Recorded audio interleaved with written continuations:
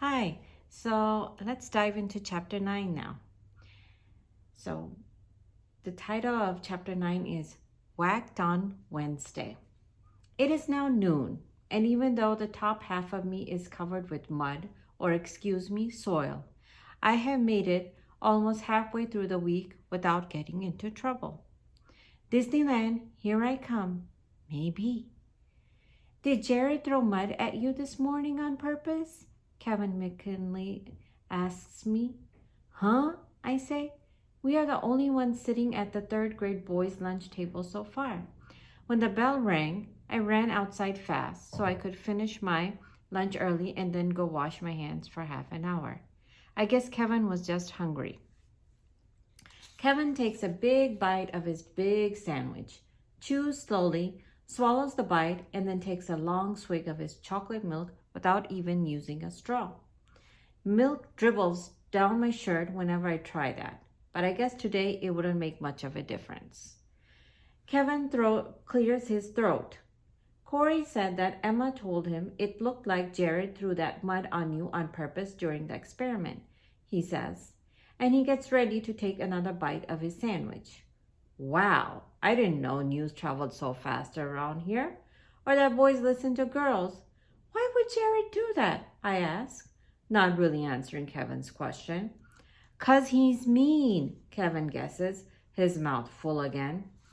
Corey slides onto the bench. Who's mean? He asks, opening his lunch sack and peering eagerly into it, even though he's already eaten half of what was inside.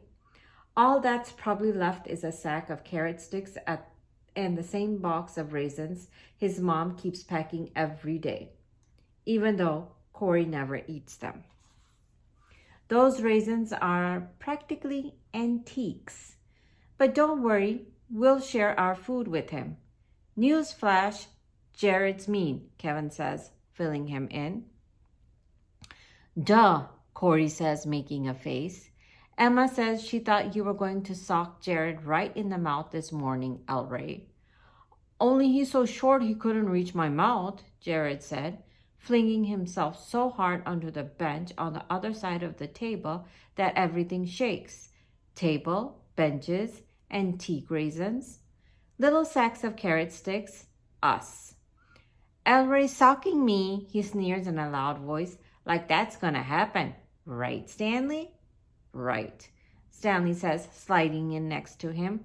You sound kind of like a robot, Stanley, Kevin says thoughtfully after taking another slurp of his chocolate milk. Everyone at the table, even Jared and Stanley, is quiet for a second. Because Kevin is nearly as big as Jared. So what does that mean in terms of a possible fight? And Kevin is one of those guys who almost never gets mad. But when he does, watch out. You got a problem with me, McKinley? Jared finally asks, because everyone is waiting for him to say something. Not yet, Kevin says calmly, and he takes another bite of his sandwich. I wish I could say something like that. Maybe if I was bigger, a lot bigger, like half a person bigger, I could. This talk between Kevin and Jared was almost worth sticking around to hear. But my plan to avoid getting whacked on Wednesday has now been ruined, because I'm sitting here with Jared Matthews and Stanley Washington instead of being in the bathroom washing my hands, and Kevin McKinley can be everywhere, not for the whole rest of the day. Or the 2 school days left in the week. Oops, Jared says, and then after he says, oops, he knocks his open carton of milk in my direction. The milk splashes on my peanut butter sandwich and floods the table. It creeps towards the edge of the table, where it will look like I wet my pants if it dribbles onto my lap. And so even though I don't want to, I scramble to my feet to get out of his way. Look out, Ellray, run, Jared says, laughing even though I haven't run anywhere yet. Everyone waits for me to say something or do something to get even with Jared. But I just clam my mouth shut and think about Disneyland. It better be worth it. Book, book, book, Jared murmurs softly, but loud enough for everyone to hear. Dude, you owe him lunch, Kevin says, and swoop. He grabs a sandwich from Jared's big square paw and hands it over to me. Oops, I say. And then I drop Jared's sandwich on the ground and I stomp on it. Sorry, Jared, I tell him, but not sounding sorry at all. Jared is halfway to his feet, looking really, really mad and also hungry. But there is no way he can complain without looking dumb in front of everyone, including a few girls, Emma, Heather, and Annie Pat, who are watching us from a nearby table with worried eyes.